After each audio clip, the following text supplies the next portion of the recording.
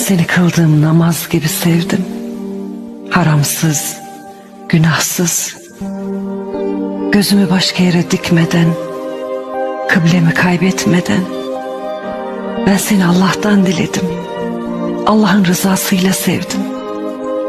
Sonra Rabbime el açıp dedim ki, ne olur Allah'ım, onsuzluk imtihanım olmasın.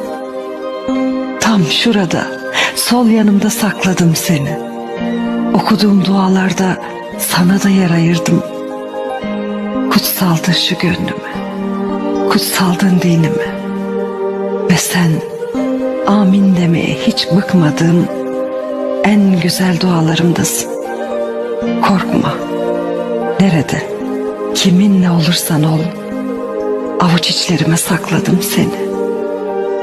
Allah şahit olsun bu sevgiye. Gönül sızım, gönül yaramsın.